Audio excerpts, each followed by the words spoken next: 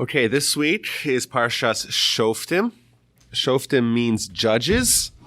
And we're told, first thing, and one of the main themes of the Parsha, is the enactment of judicial courts, a judicial system, once the Jews get to Israel. And we're at that stage in Deuteronomy where Moshe spent, 4 or so sections castigating, criticizing, giving musar, giving rebuke to the nation to prepare them for the grave challenges facing them. And last week and this week, and of course next week and the following, the 4 parshas in the middle of Deuteronomy are packed with laws, with mitzvahs. Some of them we've seen prior, most we haven't. And the theme of these mitzvahs are mitzvahs that aren't so relevant to the nation when they're in the desert, when they're in the wilderness, when they don't have a land and stability and hegemony. And they're also living in a supernatural way. They have Moshe, and they have these magical clouds. They have all these ordinances that allow life to be kind of sublime. Once they get to Israel, all that's going to be removed. Moshe's going to die beforehand, and they're going to have to try to integrate into regular, ordinary life. And there's many mitzvos that they're told that are necessary for them in order to have this be a success.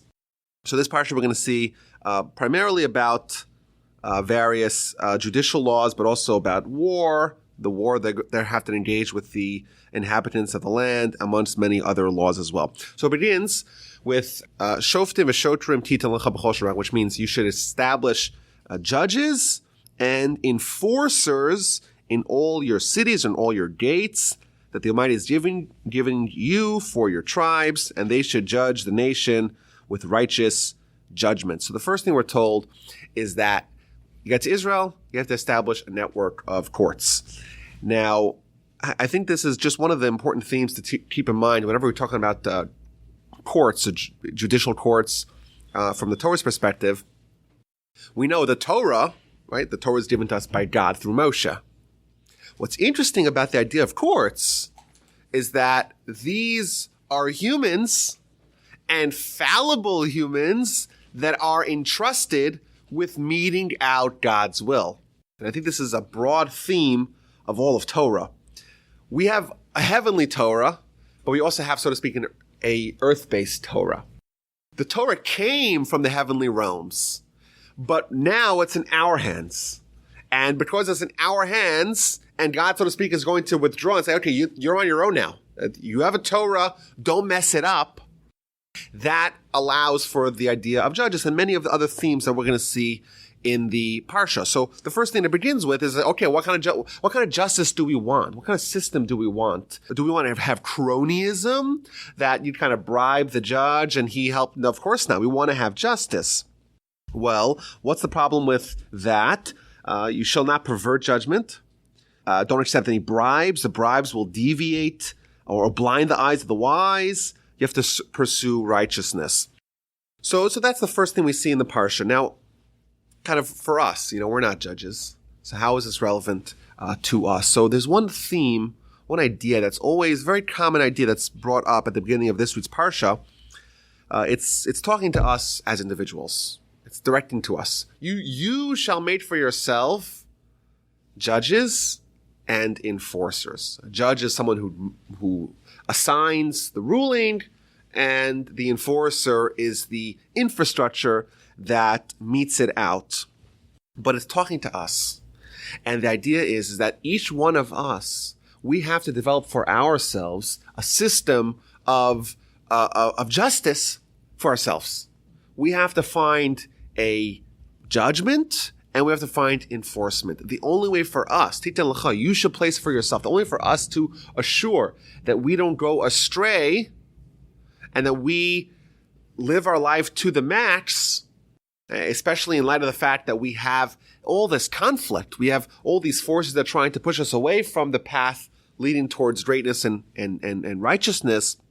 We have to create for ourselves a system of judicial oversight. And the sages have told us that when it talks about you should place judges in your gates. So Rashi tells us it means your cities. But it literally, sha'arecha, means your gates. And the sages have kind of said homiletically that each one of us has gates. We have a mouth, right? And the mouth is kind of this crossover point where we have stuff that are inside, and then the mouth is the gate, and then we can let things out to the world. And that's a juncture. That's a nexus where a lot of good things can happen, a lot of bad things can happen. You could say words that change the world positively. You could inspire, you could encourage, you could support, you could say nice things, you could compliment. It's a very powerful tool. On the other hand, as we all know, it could be very harmful. You could use your words to say bad things, to say hurtful things, to say things that you'll regret. And who decides what goes through the gates? Well, we decide. And we're told in the Torah here that you have a gate, and this is a portal where you have to ensure that there's justice at this crossroads. Similarly, we're told that your ears, what you hear influences you, what you see, of course, influences you. And I think it's just a theme that we see again and again, especially when we talk about the laws of speech. After all, speech is what defines a man. Man, we mean as mankind. Our sages tell us that speech is a microcosm of the human at large. A human, of course, has a body, but it also human has a soul. There's the physical element, the ephemeral part of us, and then there's the permanent, the spiritual element of us, and they're fused together. And then we have some parts of us that are much more physical, and other parts of us that are much more spiritual, like we think about our thoughts, like or consciousness. Consciousness is very hard to capture in a lab. Where does the consciousness lie? It's a very hard thing to try kind of pinpoint. It's much more spiritual. And we have parts of us that are much more physical. And then we have speech, which is a fusion of the two. It's in the way we use it, it's a uniquely human phenomenon. Also, it does utilize both aspects of who we are. There are physical components to it. You need to have a mouth and guttural and your throat and your tongue and all that to create sounds. But what is sound? You can't see it. It's not tangible. It's not palpable. Once I say it, it's gone. Unless, of course, it's recorded and uploaded as a podcast. What is it? It has a spiritual element of it as well. So speech is who you are, right? If you look all the way back in Genesis, which we are much closer to next year's rendition of than this past year's, when man is created, so the Onkelos is the oldest translation of the Torah, was done at the end of the first century of the Common Era by a Roman convert by the name of Onkelos. He was the nephew of the Emperor Nero, and at the 90s, not the 1990s, but the actual 90s, he, under the stewardship of the greatest rabbis of the time, he wrote a translation of the Torah into Aramaic. And it's not a literal translation. It also it has explanation. So when it talks about man was created, and man became a living being, says Onkelos, man became a speaking being. At the fusion of body and soul, what changes is the fact that now there is speech. And therefore, our humanity, if our humanity is defined in our speech, here we're told, of course, in a literal sense, it means to establish courts and have a judicial process and judicial infrastructure. But on a personal level, we can take a lesson from this to create for ourselves boundaries and judges on our gates. My grandfather, in one of his books, he writes about his teacher, the great Rabbi Yerucham Levovitz, who died in 1936. And he was a great Musar master. And the Musar people are obsessed with this idea of character perfection and ethical refinement and creating a catalog of character and having a keen awareness of what motivates you and where you need to focus your attention, where you need to improve and where you need to amplify your strengths. But what they found in his writings, my grandfather's teacher's writings, after he passed, was a little note that he wrote for himself as a teenager. And in that little note, it said that every day you have to do 5 things against your base will, against your whims. And this is creating a challenge for himself, right? What guides us? Who's at the reins of our life? Who decides how we behave? It depends.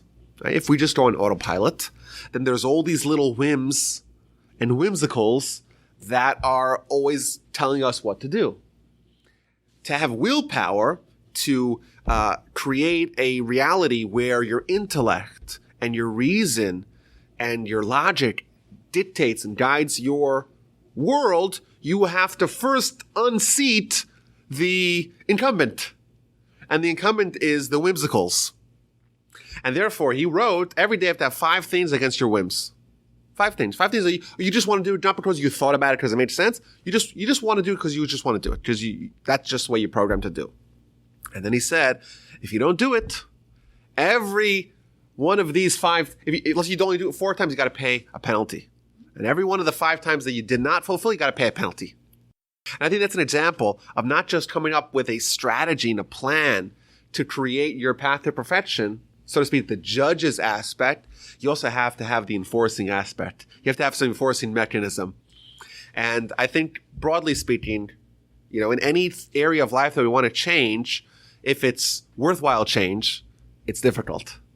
And if it's difficult, it's less likely to be successful. If it's not difficult, it's probably not that much change. And those two parallel each other. How great the change is and how much of an impact it'll have in your life and how difficult it'll be to achieve that. And you may have some grandiose plans of how you want to change yourself or even change the world. But if you don't have an enforcement mechanism, it's likely going to falter once you hit the headwinds that you invariably will face. So if it's a good friend, if it's a penalty system, if it's whatever works for you to make sure that this venture will be successful, and hopefully it will. Now, we're told as well that the judges cannot accept bribery. If they accept bribery of any sort, they are disqualified.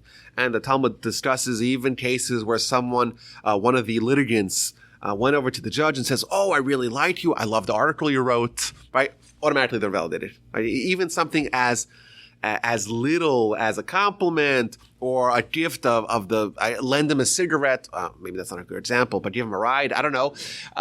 Anything, any benefit that you do from someone else, and we know this as the law of reciprocity. When someone does something good for you, it creates a need that is so fundamental to give back, which is why, as an aside, there's a great book called Influence by this doctor who studied how to influence people. One of the things is that you create reciprocity. First, give something, no matter how small it is, but that automatically creates a debt that they feel morally obligated to fulfill, even if that's much greater. And here we're told, you cannot take bribe. If you do, you're invalidated. And what if someone's a great rabbi, and he's a great scholar, and he's a great sage, and he has great character, and someone gives him a tiny, minuscule gift? The halacha is that he's invalidated. Why is he invalidated? So look what the verse says. We're told in the verse, "For the bribe will blind the eyes of the wise." It's almost as if the Torah is declaring this is fixed. If there is bribery, God is declaring even the wise, and indeed they are wise, but they are now blind. And that, of course, is terrifying because we don't like to think of ourselves as being influenced by anything. We like to think that we came to our conclusions. And here we're told, even if someone is very wise, indeed the Torah is declaring they are wise, yet if they have bribery, that will blind them and will deviate or make the words crooked. I think there's a very powerful way of kind of actualizing this idea in our life. The notion that bribery corrupts everyone, I think, is just a scary thought, but also I think it illuminates one of the questions that I think I have, maybe other people have it as well. We talk about faith, right? Faith, of course, is the great challenge of life. We're thrown into the world, and the artist, so to speak, who drew our landscape, who embroidered our tapestry is invisible. And one of the definitions of God, according to the Talmud, is that roa ve'eino nira. He sees but is unseen. So what we perceive as reality, what we can interact with, that there's a limitation, we can't see God. And that's the challenge. Are we going to accept it or not? So, question, is faith in God, just basic faith, is that a simple thing or is that a complex thing? Is theology, the notion of a intelligent creator of our world, is that something that is a simple idea or is that a very complex idea? So I think we could see it both ways. And we could make it very, very complex. And I'm sure there's probably hundreds of thousands of books written on theology and all the philosophical questions of it. But listen to what the Midrash says. The Midrash tells us that Rabbi Akiva, the great rabbi of the 1st and 2nd century, he was having a debate or had an interaction with a heretic. And the heretic asks the great Rabbi Akiva, who created the world? And Rabbi Akiva responds, well, the Almighty created the world. He says to Rabbi Akiva, prove it to me. How do you prove that to me? So he responds by pointing at the person's shirt. And says, who created that shirt? The tailor. Prove it to me. That's the end of the interaction. And now what that means is that Rabbi Akiva is not telling him some grandiose, empirical, theological argument, invoking all the great philosophers and making it complex. He's simplified. Of course, Rabbi Akiva was a, if you read the Talmud, it's very clear he's a great genius and was able to understand complexity at a very high level. But what he's telling us is that at its root, it's very simple. It's a very simple idea. You can make it more complex if you want, and maybe there's even room for that. But at the root, there's a simple idea, right? Something that is created and it's intelligent, and it has, if there's a garment that has sleeves where arms belong, well, obviously there was some thought put into making that. And you have a garment, and everyone here is wearing garments, and then no one with the right mind would claim that any of these things evolved spontaneously, even over trillions of years, much less only billions. Everyone would agree to that. And that's simple. And no child would disagree with it. Yet a world that is infinitely more complex and everything works with such precision and everything's so wonderful, how could people even claim, just using the simple logic, that it came on its own? And that's what Rabbi Akiva is telling him. And it puzzles me. Well, why don't people get it? And ironically, the people that are most capable of understanding this basic, simple truism are the ones that are most likely to not understand it. Simple logic that Rabbi Akiva is presenting, at 2,000-year-old logic, I think the logic probably is even strengthened now that we know how much more complex, like you didn't know about the double helix structure of the DNA, or even DNA at all. The fact that there's 3 billion pairs of DNA in each one of our cells, that's incredible blueprint of complex systems. One cell is enough. That will be enough. That's it. Done. End of story, right? Obviously, no one would question the garment logic. Why would someone question the cell logic? Or, I don't know, the fingers that bend logic, right? There's a lot of logic to go there, and yet people don't get it. How is that possible? Perhaps we could say that the answer lies over here, right? We have to make judgment calls. We have to decide what we believe and how those beliefs guide our behavior. And here we're told we have to be judges, essentially. And we're told you can be the most brilliant judge in the world if you're bribed, so to speak. If you have a horse in the race, if you have some skin in the game, that's it. You're blind. But I'm brilliant. Doesn't matter. You're brilliant, but you're blind. Right? If you're not pursuing truth, and if you're not resisting the bribery, it's very likely that even things that are very simple will be hard for you to grasp. What could be a greater bribe than the fact that the implications of an intelligent creator are very grave? The fact that if this is true, that there is an intelligent creator, that sends a ripple. The second and third and fourth order effects of that are terrifying. And we're all bribed. We all don't want to feel like our actions, even maybe the most minute actions, have tremendous consequences. And everything matters. And our life really matters. And we have to be very careful how we behave. We don't want to live like that.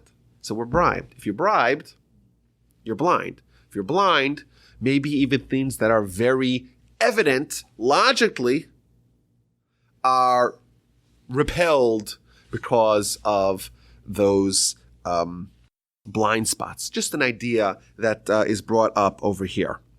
So we get some more laws about idolatry, not to make any idolatry, not to have any altars or pillars, and not to bring the sacrifice to God that has a blemish. What happens when someone does do idolatry? And then verse 8, very, very important series of verses to understand what we would call today the role of the rabbis or rabbinic authority. We know in back in the book of Numbers, Moshe, he organized the first Sanhedrin. Sanhedrin is the name of the Supreme Court of Judaism. It's not 9 justices, it's 71 justices. That's all the way back in the book of Numbers. And we know that body was finally disbanded in the year 359 of the Common Era. So it was around for almost 1,700 years, which is an astonishing run for anybody. But what is their role? And what's their role and what is their jurisdiction? So the verse here tells us, when you don't know any matter between two bloods, between two judgments, between two plagues, so there's a question, and the answer is not clear. And you have a disagreement, and you're in your local city, and you have a question that maybe is not so obvious, and you go to one of the scholars, and he tells you one answer. You go to the second scholar, he gives you a different answer. You don't know what the truth is. So what should you do? You shall rise up and ascend to the place that Hashem your God shall choose. Go to the temple, and you come to the Kohanim, the Levites, the judges who are in that day, whoever is part of the judicial system at the time, and you shall inquire, and they will tell you the word of judgment.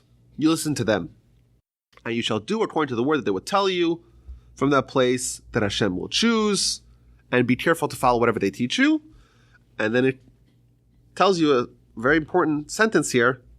According to the teaching that they will teach you, and according to the judgment that they will say to you, you shall do. You shall not deviate from the word that they will tell you, right or left. So you have a question, you don't know the answer, you hear conflicting opinions, you go to the Sanhedrin, and whatever they say, you follow. And don't deviate, not right and not left. Okay, Rabbi, is the reason that the Sanhedrin was disbanded, is it because there's no temple, it could only be the temple? No, the Sanhedrin continued for almost 300 years after the temple was destroyed, but they had to go underground. So the history of the Sanhedrin is very fascinating. But if there is a temple, the Sanhedrin has to be in the temple. If there's no temple, the Sanhedrin is wherever it is. And we know that they travel from various places. When the Romans allow the Sanhedrin to exist after the temple is destroyed, and that's the famous story of Rabbi Yochanan ben Zakkai and his negotiation with Vespasian, where he managed to finagle an instruction that Sanhedrin will not be destroyed, and they moved to Yavne, and then they moved to various different places, but they had to keep a very low profile. And finally, for several times they were split up. There wasn't a quorum. So half the Sanhedrin went to one place, half the Sanhedrin went to a different place, and over the next ensuing 300 years, at various times they were together, and various times they were separated, but they were ultimately disbanded due to various reasons in the 350s. Now, as to whether or not we can make a Sanhedrin today, it's like one of the great dilemmas, because we need to have a Sanhedrin. But the problem is that in order to have a Sanhedrin, you have to have smicha. What is smicha? Smicha means where you make someone into, it's a rabbinic ordination. But not the rabbinic ordination we have today, but the rabbinic ordination that comes all the way from Moshe. So Moshe, we saw a few weeks ago, Moshe, he placed his hands upon Joshua, and he coronated him, so to speak, as his successor. And then Joshua he gave over this, and this went on and on for generations until the Romans disbanded it. The Romans, famously, Talmud tells us, they made a rule: whoever gives smicha, whoever receives smicha, and the city in which the smicha is conferred, all that can be killed and destroyed. So, because the institution of smicha was ended, therefore Sanhedrin itself did not have the people to populate the Sanhedrin with. Well, there is a line in Rambam where Rambam says, if all the rabbis of Israel agree to reinstitute the system of smicha, then it's done. Good luck getting all the rabbis of Israel to agree on anything. But in the 16th century, they tried to do it in Israel, in Tzfat, in northern Israel, and the great Rabbi Joseph Cairo, who wrote the Code of Jewish Law, Shulchan Aruch, he was one of the 3 people that received smicha. But then the rabbis in Jerusalem said, we don't agree, and they stopped it, and there's only 3 people that got it. But yeah, there were plans, and there still are plans, to reestablish smicha and reinstitute the Sanhedrin. The people that are trying to do it are twofold. The ones that are trying to do it overtly and one trying to do it covertly. The ones that are doing it overtly, those guys are charlatans. The ones trying to do it covertly, that's where it gets interesting. This has a lot of messianic undertones, this whole discussion. In the late 1950s, there was a series of letters between Ben Gurion, who was the prime minister of Israel at the time, and the chief rabbi, Rabbi Herzog, whose grandson, by the way, was the head of the Labor Party till recently. But regarding all these questions, now that we have a state of Israel and more Jews are coming to Israel, how does it fit in? What are the halachic ramifications of this new reality? And kind of where can we push the envelope further? There's this whole going onto Temple Mount, right? Are we allowed to go on Temple Mount or not? And what are the halachic implications of that? Can we just go and take a bulldozer and start rebuilding their temple? Right? These are all questions related to this discipline. But one of those questions would be, how do we get a Sanhedrin back in tow? How do we reinstitute smicha? Under what conditions will it be allowed? Under what conditions will it be legitimate? And the only thing we really have to go on is this Rambam, is this statement in Maimonides. The Talmud is moot about what would happen in a world where smicha would go extinct, and how do you bring it back? Because it has to exist on this line of direct teacher to student. And even in the Talmudic times, if you'll notice, whenever it talks about a rabbi in Talmudic times, if that rabbi is in Israel, we'll call him rabbi. If the rabbi is in Babylon, we'll call him Rav. And the difference is, because to be called rabbi, you have to have smicha. And smicha existed only in Israel at the time, but not in Babylon. But now it's used interchangeably, because neither of them are referring to the real smicha. The members of the Sanhedrin have to be total clarity in all of Torah. Just, that's the basics. But even, we're told, for example, the Sanhedrin is not allowed to hear testimony or argumentation through a translator. So suppose someone comes from France, or someone comes from, Latin America, and they only speak Spanish, or they speak French. They don't speak through a translator. So any language that any Jew anywhere in the world speaks, the members of the Sanhedrin have to be fluent in that language. So these people have to know upwards of 10 languages to be able to hear directly from the people involved and not through a translator. These had to be people that were healthy and that had children, because the Talmud says if they don't have children, maybe they won't be as eager to try to they won't be as merciful, they won't be as akin, as used to mercy. There was a story, interesting, with the great Rabbi Moshe Feinstein, who died in 1985. He was someone of this caliber, someone who you read the stories about him, it's unbelievable. But total clarity in all of Torah. And the story goes that he was having a pacemaker installed. He died when he was 95 years old. And he was very concerned that the installation of the pacemaker would invalidate him for being in the Sanhedrin. He was worried, what if they reestablish the Sanhedrin, and he would be disqualified as a candidate because the members of the Sanhedrin cannot have any blemishes. So what exactly are they doing to make sure that it does not disqualify him from being a member? But do we have 70 of those people? 71 we need. I don't know. I hope so. It's not just you bring them a question to the higher court. It's like, if you remember back in Exodus, Moshe tells them, the simple questions, you ask your local rabbi and there's no question about it. The more complex and nuanced questions, that's when you need to go to the Supreme Court, right?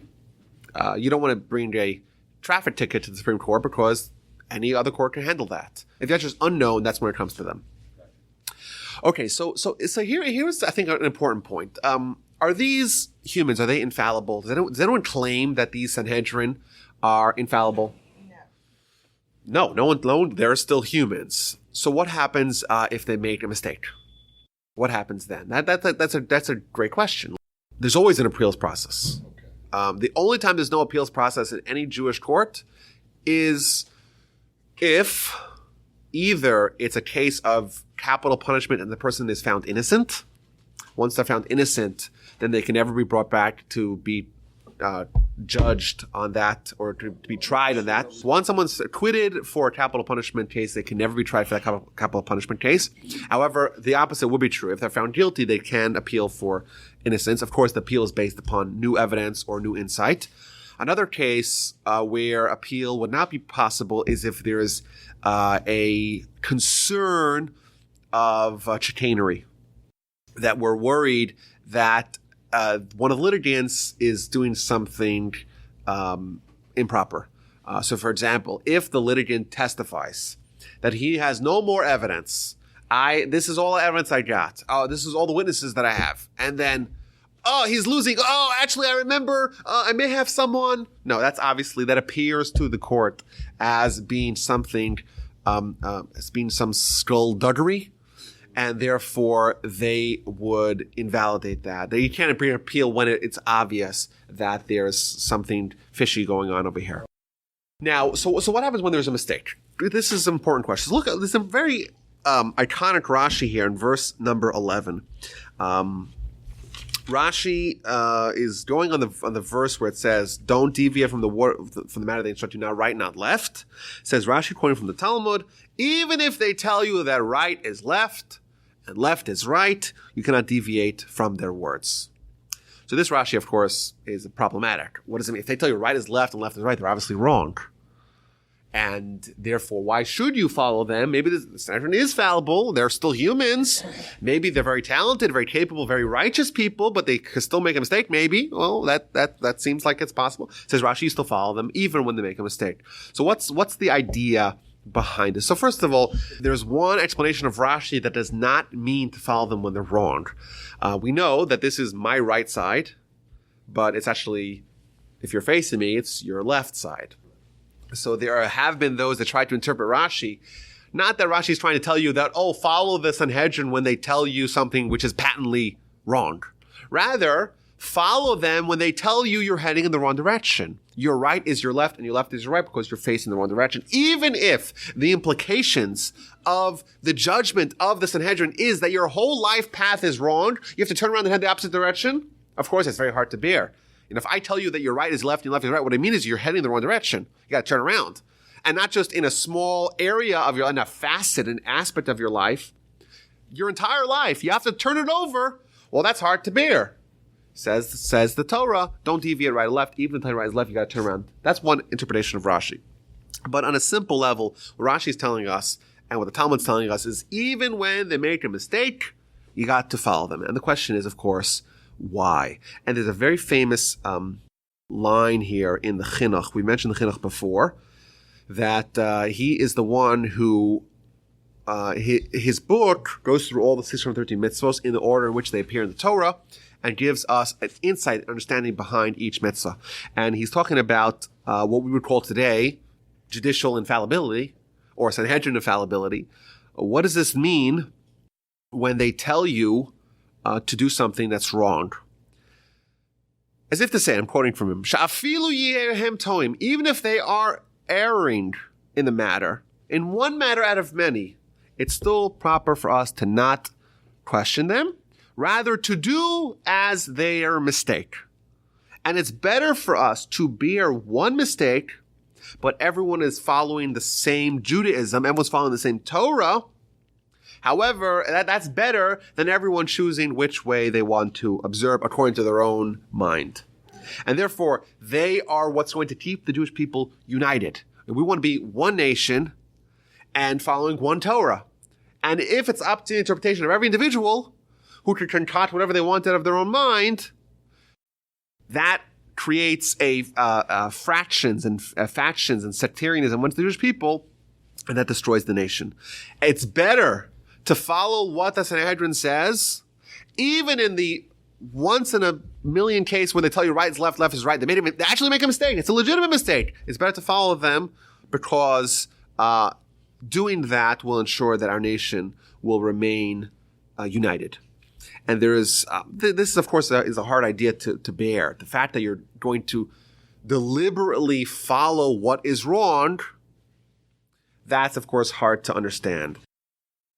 So let's look for, I have two examples. And these are very famous episodes in the Talmud. And of course, they're very troubling episodes, as you will see. But it does demonstrate a point. Historically speaking, this is after the temple's destroyed. The Sanhedrin moves to a city called Yavne. And Rabban Gamliel, he's the Nasi. He is the head of the Sanhedrin. He was known as the president. He's a direct descendant of Hillel. And there's two episodes with him relating to him where something very bizarre happens. The first one is the famous serpentine oven of Baba Metzia, page 59b. Really, it starts on A, but it goes to B. The story goes, there was a debate brought before the Sanhedrin regarding the kosher status of a certain oven. Now, we know that there are various laws of purity and impurity that relate to items, to vessels. We've seen it many times throughout the Torah. There was a question regarding a certain oven that was broken and got fixed. Does it have the status of purity or not? Is it pure or is it impure? This is, of course, a very exotic case. It's not something you encounter in everyday life. It was a oven that was in the shape of a snake. And there was a debate brought before the Sanhedrin regarding is it pure or is it impure? Now, at the time, the Sanhedrin was partially underground. Some of them were elsewhere, and some of them were in Yavne, and they did not have the full 71-member body. And there were two sides of the argument. On one side was Rabbi Eliezer. Rabbi Eliezer was the greatest halachic authority and mind of the time, of his era. He was a teacher, for example, of Rabbi Akiva. And he held, his position was that it was pure. The consensus of the Sanhedrin was that it was not pure. And this kicked off a dramatic standoff. And Rabbi Eliezer begins to make proclamations. And he says, if I am right, he brings everyone outside, let this tree uproot itself and plant itself 100 yards apace. And as he says that, everyone's watching, the tree uproots itself and magically implants itself down the road. And they say to him, sorry, that's not a proof. The Torah is not in the heavens. That doesn't prove anything. We follow the majority. And he says, okay. He points to the river. And the river's flowing one direction. If I'm right, let the river flow the opposite direction. Miraculously, the river starts flowing the opposite direction. They're not impressed at all. He says, well, if I'm right, let the walls of the House of Scholarship cave in. The walls start to cave in. And then the other rabbi says, well, don't stop it. And it remained kind of midair, kind of on a diagonal. And finally, he says, if I'm right, let heavens testify. Everyone hears a booming prophetic voice. Don't mess with Rabbi Eliezer. He's the greatest rabbi at the time. He's right. They say to him, sorry, the Torah is not in the heavens, which is a verse later on in Deuteronomy. Lo b'shamayim, it's not in the heavens. No matter what you say, doesn't matter. The Torah is here. The Torah is ours. We're in charge of adjudicating it. And we say that our majority rules determines that it's impure. No proofs in the world will move us from this position.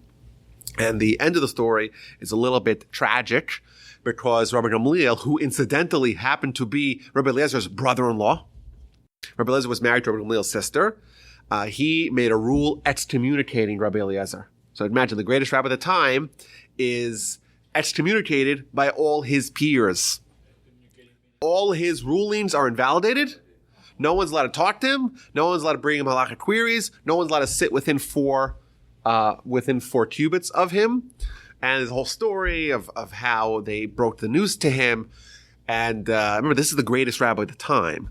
And the end of the story is that Rabbi Eliezer's wife, she's right torn between her husband and her brother. And they have this very public battle.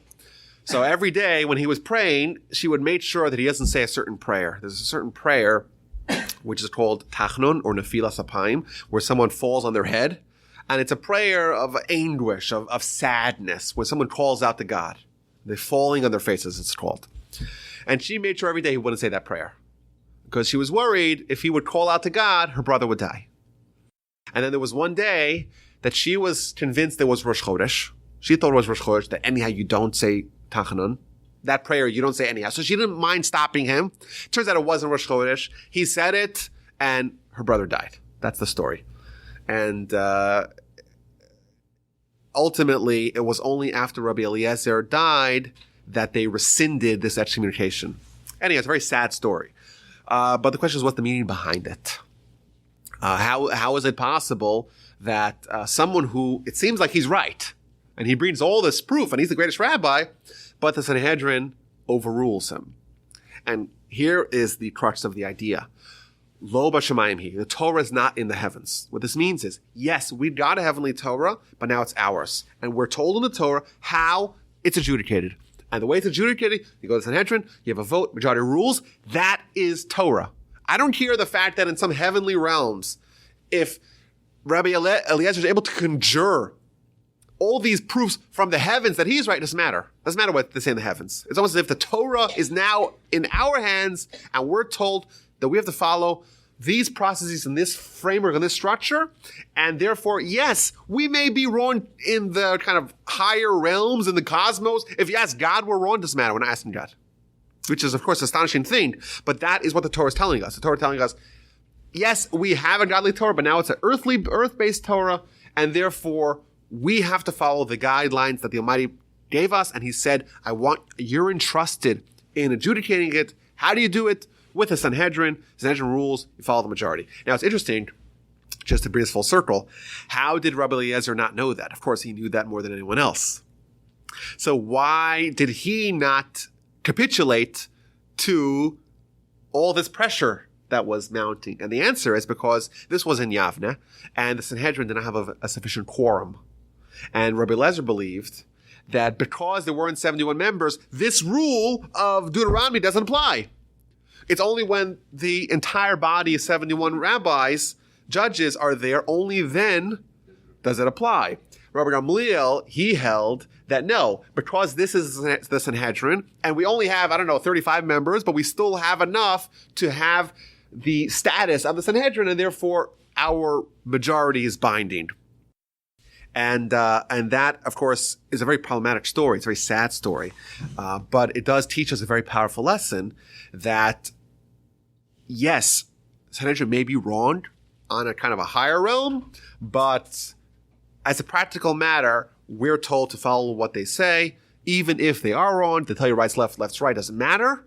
They tell you that this serpentine oven is not pure, right? It doesn't matter. We follow what they say. That, so to speak, becomes the law. Now, there's another story with Rabbi Gamliel as well, this time not with Rabbi Eliezer, but with Rabbi Eliezer's colleague, Rabbi Yehoshua. If you look at the pedigree of Rabbi Akiva, his two teachers, well, he had several teachers, but two of his main teachers, one was Rabbi Eliezer and one was Rabbi Yehoshua, and they were colleagues. So the story goes that there was, again, another case brought before the Sanhedrin, this time relating to a new month.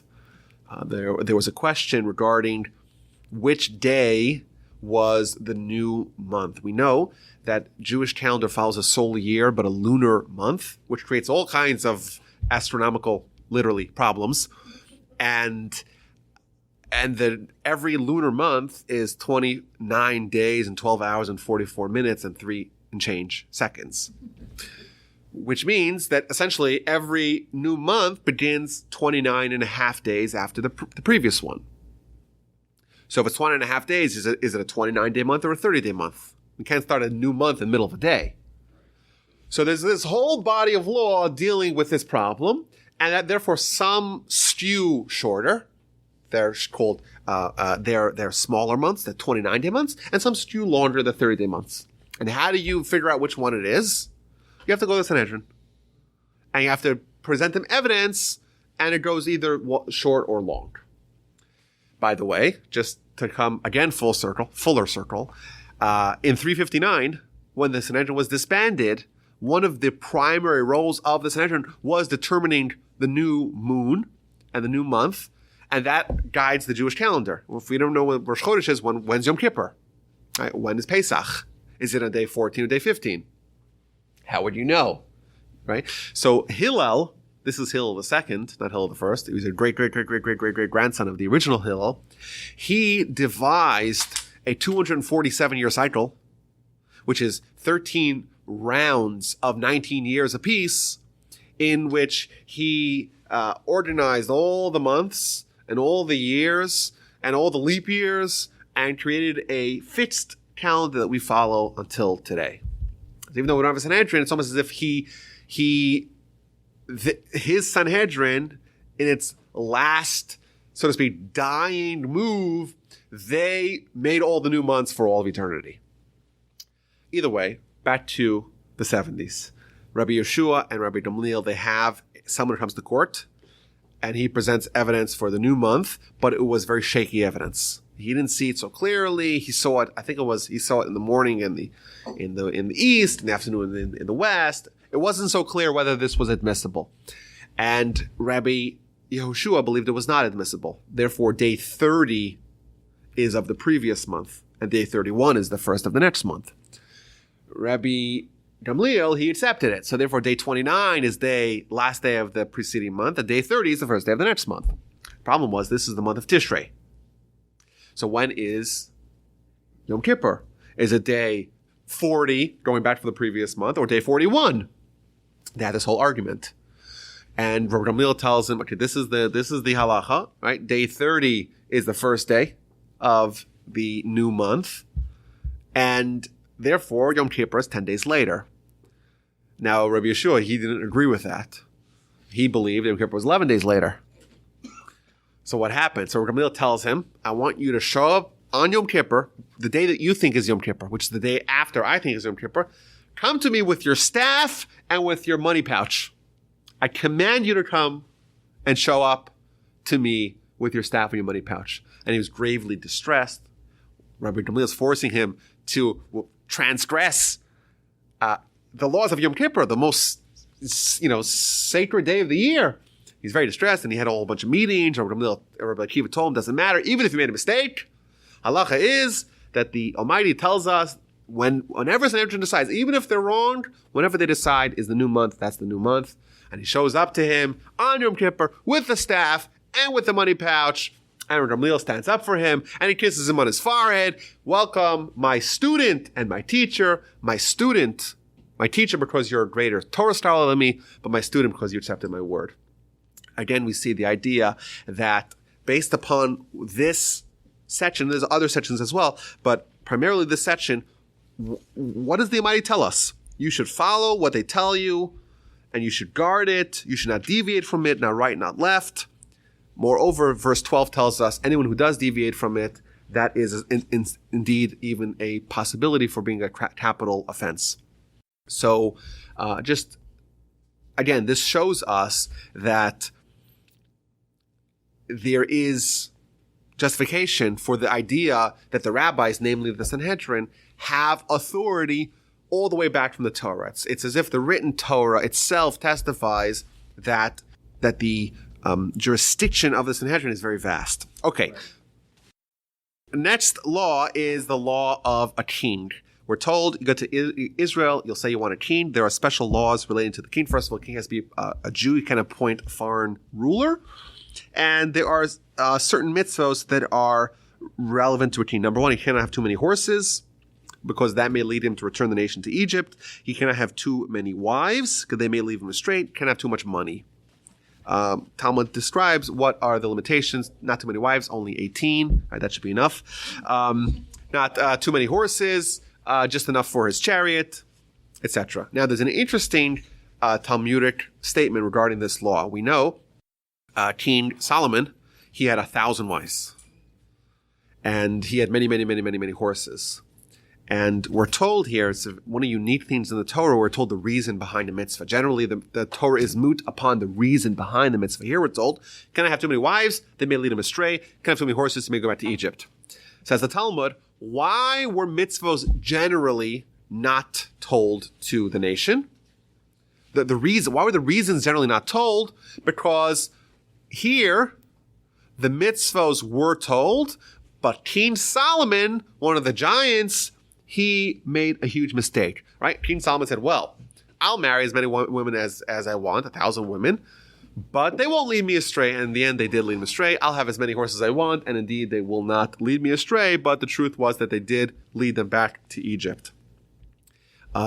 It's interesting, just an idea that even King Solomon, when the Torah says, don't do something, this what will happen, no matter how clever you may be, and you say, well, the reason doesn't apply, well, we see that if King Solomon, if he faltered, of course, who's to say that we won't make the same mistake? A king is required to have 2 Torah scrolls with him, one with him at all times, one that he leaves in the temple or in his palaces. Why? So that verse 20, so his heart will not become haughty over his brethren, even though he's the king, and he has to understand what his responsibility is. He cannot lord over his brethren and not reject the Torah.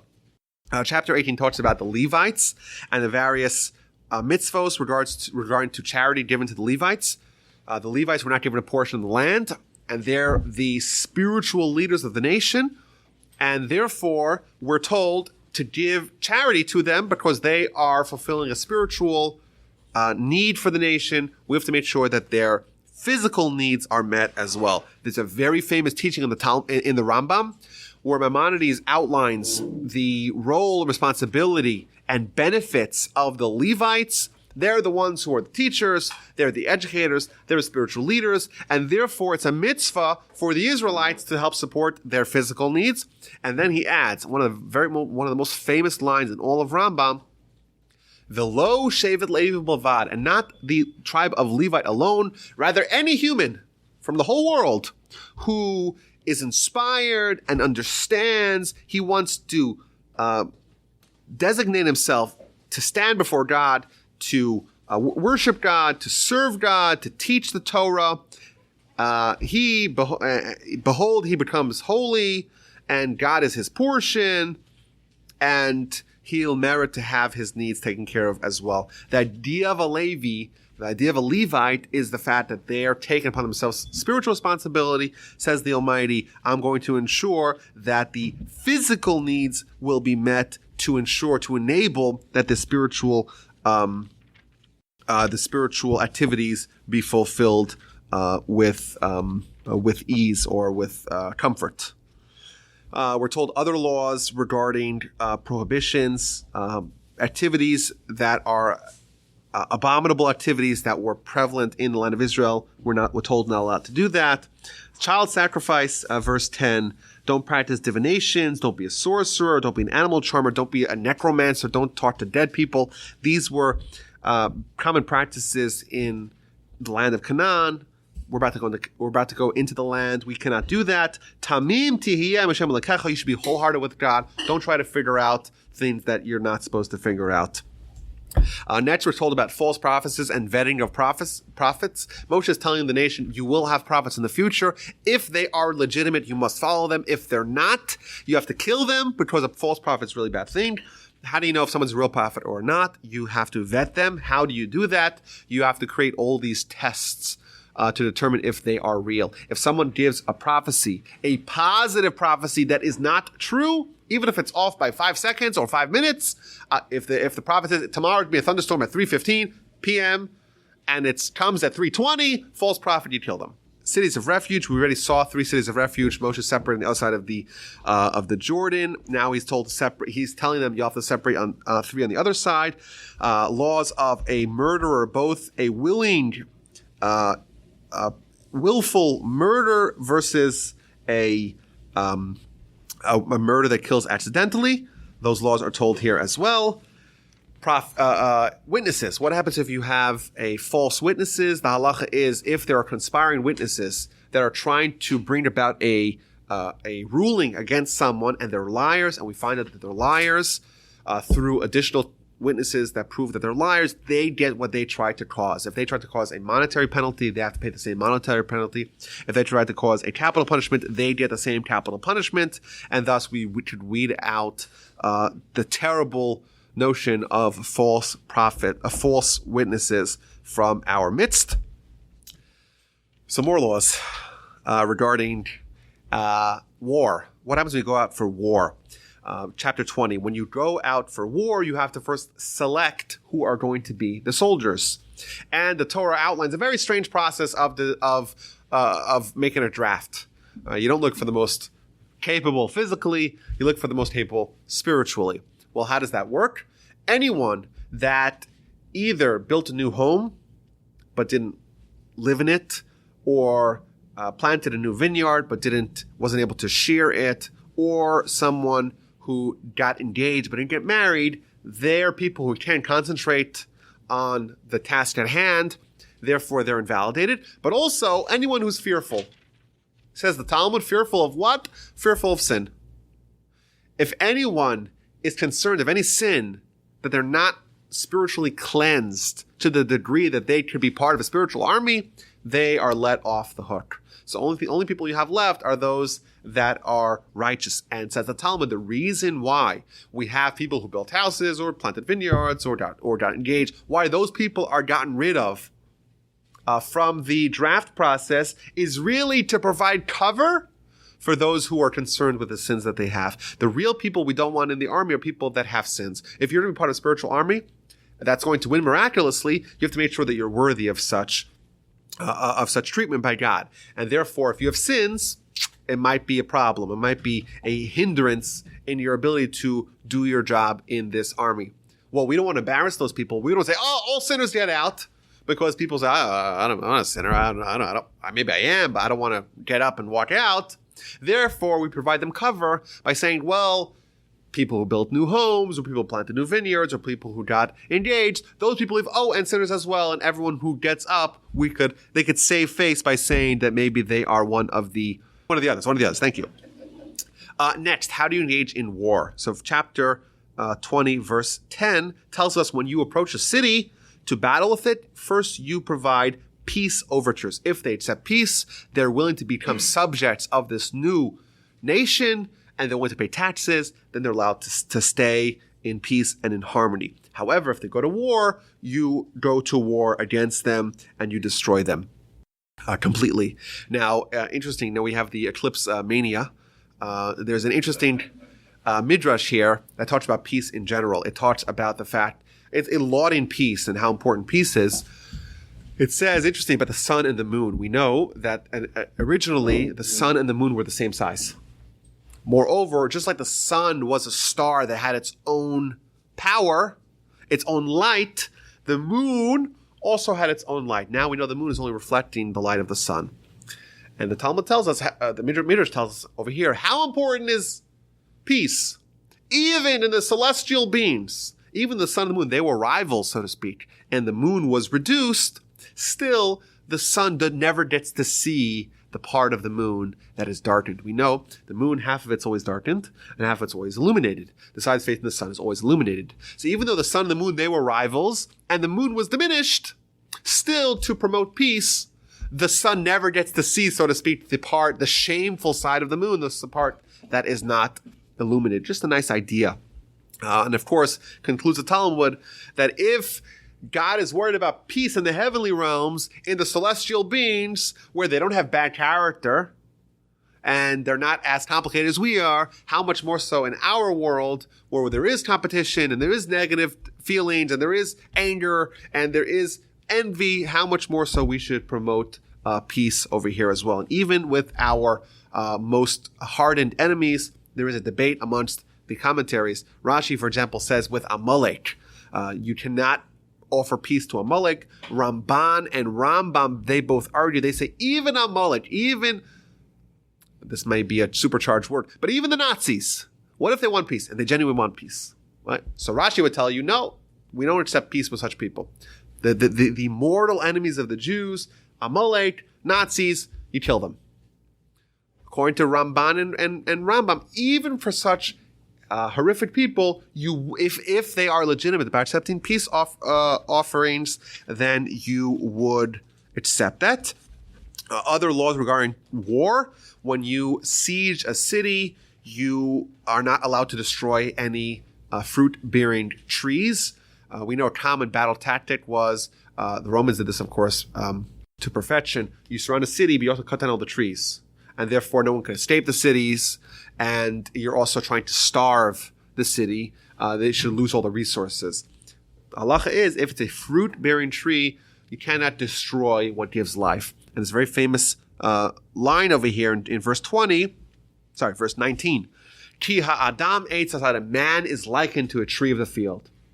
All right, man too, we have our roots, and we have we have fruits. We could give life and vitality. We're similar to fruit trees. We should not destroy them. A nice environmental sensitivity here coming from the Torah. The last law of this parsha is the law of the Egla Arufa, a very tragic instance where you find a dead body, a corpse in middle of two cities. And why did someone die randomly? There's no visible wounds. It wasn't like they were killed. It means that they weren't taken care of. And that is a blight against those cities. Like if you see the underprivileged, those that are lacking, those that are hungry, those that are homeless, you have to take care of them. And if they just die because no one took care of them, then you're responsible. So what they do is they measure the distance from the corpse to the closest city. And the closest city and all the people and all the rabbis and all the elders and all the sages, they have to come out. And they have to do this whole process, and they have to try to impress upon the people such a thing is unconscionable. The fact that we could have one of our own that we don't take care of, that is something that we don't do. And they make this very public display of prayer and of repentance with some very vivid imagery, and to make as well known and to popularize and to disseminate as widely as possible that such a thing happened, and it's a terrible thing, and it should hopefully never happen again. Thus concludes Parshas Shoftim. Next week, Parshas Kiseitzei, the parsha with the most mitzvos in all of Torah. I look forward to seeing everyone there.